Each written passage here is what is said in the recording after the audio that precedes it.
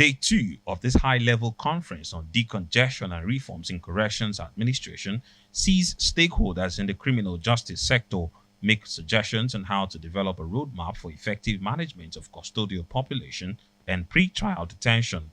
Stakeholders identify high number of pre-trial detentions, arbitrary arrests, inability to meet bail conditions, and general delays in the administration of justice system as its enablers. It is on this premise that the Permanent Secretary, Ministry of Interior, is warning that failure to take action to decongest the custodial centers will see the huge revenue drain continue. Apart from creating a roadmap for decongestion of the centers, this conference also seeks to promote effective implementation of non-custodial measures, strategies to promote effective reformation, rehabilitation, and reintegration of inmates into society.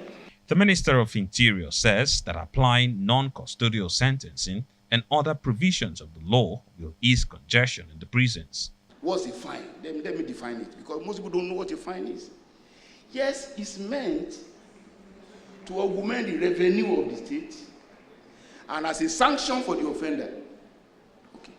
But where your cost, the cost of keeping that offender in custody, is more than what you want to take, please, if you are the one responsible for offender, will you keep him in custody? No. That's the beauty of the new amendment. Chief Justice of Nigeria says decongestion can be tackled by obeying the rule of law. We cannot afford to keep living in denial while things are falling apart right before our very eyes. Our national cohesion and unity are viciously threatened by our palpable inability to do things the right way, by enshrining a regime of equity, fairness, respect for rule of law, and fundamental human rights. Meanwhile, a group known as the Network of University Legal Aid Institutions is championing the idea of exploring the use of technology to increase access to justice. It is also seeking to improve legal representation to make free legal or pro bono services readily available to Nigerians. We have supported the corrections to develop a case management model which has been integrated into the system. So here it kind of chronicles what happened in the court. So it kind of stores information about the progress of a particular case.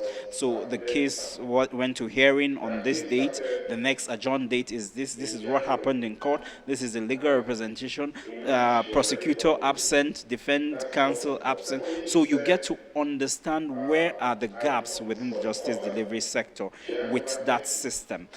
If the government can look into all this, the agencies of government who are in charge of arrests, detention, can look into all this, training and retraining of their members. We won't be having all those problems. Then I also pray that NGOs even come into play. Private individuals come in to support the scheme. Pro bono scheme in Nigeria is a laudable thing that everybody, in short, I always call it a bride. Nigeria presently has 244 custodial centers, with the bulk of them being in the state capitals. These centers, which have a provision for 52,278 inmates, as at Tuesday, 9th May 2023, exceed their limit by over 23,000. Ferdinand Duroha, Arise News.